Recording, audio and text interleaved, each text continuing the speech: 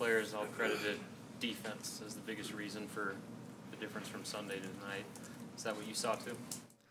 Yeah, I think as we watched film and you saw how hard Michigan State played and how really they outplayed us, and they have tons of talent, so you can't win a game like that. So I think they were determined not to let that happen again, and I thought we played really hard tonight too. And you know, Kenya came to me on Monday mid-morning, late morning, and said, "Hey, I think we should do this, and you know, we're going to double this guy this way and this other guy the other way." And I'm like, "Oh boy," you know. And we've been trying to take away threes, but we said, "Okay," you know. I agreed because it's like, you know, you cannot let them get going inside, or they'll brutalize you. And I thought our guys did a really, really good job. And you know, we tried. You know, it was a little bit jumpy on Monday. They weren't positive, and then we saw some more tape, and saw tape today. Walked through it again. I think they felt a lot better about.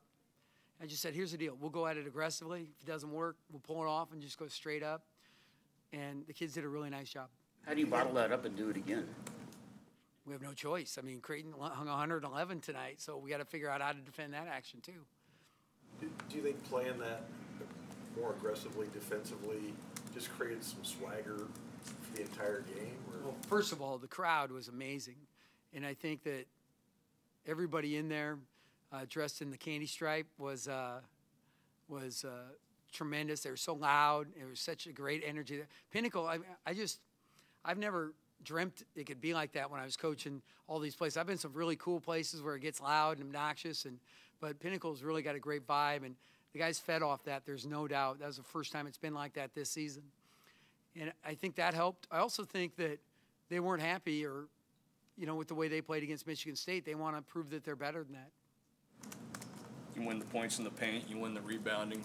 How much of that is, I guess, maybe pushing the ball a little more, maybe playing a little bit better? Well, every guy rebounded, which was good. You know, even in the first half, I think every guy that played that had a rebound, and we really did. You know, like you gang tackle in football, we gang rebound. I mean, we tip it, somebody else come in and clean it up. Glenn's late in the game where he came in, and we went a little zone to try and slow him down. He came in and cleaned up. That was a big play, too. So, I mean, talk about Glenn, you know, 29 and 9, 3 steals, 2 assists. You know, I mean, this is the all-conference Glenn, right? And he did a great job all night. But, you know, that was important. And the fact that we got in the paint and were effective there was huge. Do you see it, like, in his eyes before the game, or, you know, what's the mindset for him? Well, I tell you what, if I could see it and if I could predict it, right, I would do it. But no, you never. You know, he was really determined the whole day. And yesterday, I don't think he felt good about watching tape. You know, when we watched tape against Michigan State, and you know, he made his first shot, and then he made his last shot maybe, and so that was a tough row in between. You know, so no, I mean, there wasn't anything new or different. It's just Glenn. I think having a tape and a result like this to show those guys that this isn't a fluke, it can happen regularly.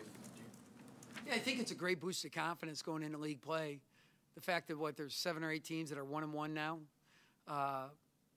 You know, and our next 2 games are on the road. Like I said, listen, guys, you know, you never say must win, but like 3 of our first games are on the road against, you know, Purdue, Northwestern, you know, and then Michigan State and Minnesota. You know, we gotta do this. You know, this, if we're gonna fight for it for postseason, this has got to happen. And this is an older group of guys, and they know what it takes. And so I thought tonight's effort was really, it was gritty. It was tough-minded until the chaos at the end. I just said, you guys won't let anything happen easy. I mean, like, my God. Shh. Alice. What about your mental toughness, though? Because you had the technical skirmish thing and everything, and you guys came out of the short end of that. And it was like, uh-oh, maybe. But then I think Palmer hits a three-pointer and Glenn gets a steal or something. What about your mental toughness to get through that little stretch? Yeah, they were in a good place. And you know, I thought James had played pretty good defense on that play. I don't know what happened. And, you know, and I'm not going to overreact to it either because I thought that that's unnecessary. But as you look at it, I think they were in a good place mentally. They felt confident they were going to win the game. And even though it tightened up there and we made some mistakes ball handling, we'll clean that up. Ball handling is something you can clean up. You've been pretty vocal about taking back home floor this year. Has there been a different mindset this year in the way that the guys approach home games? We just keep talking about it, I said, I can't believe we don't have a better home court advantage. We have too many great fans and such a great situation. This is ridiculous. We're giving up all these home games. And so tonight, I don't know what our record is, but I know we haven't lost. And I know the next one we have here, we expect to win. And that's saying a lot, especially against that kind of opponent. But that's the mentality. And there's no second thoughts. Hey, did the officials give you an explanation on that technical? Yeah, it was Jordy.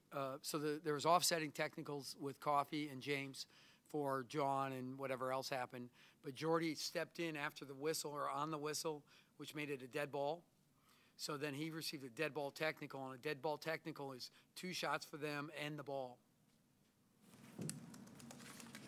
Coach, I know they all mean a lot to Coach Mo, but did this one have a little something extra in it? It always means Coach Mo loves Minnesota so much, and the people there, and he's got so many fans. Even on the pregame show, I think I talked about him as much as I talked about the game because they were asking about him.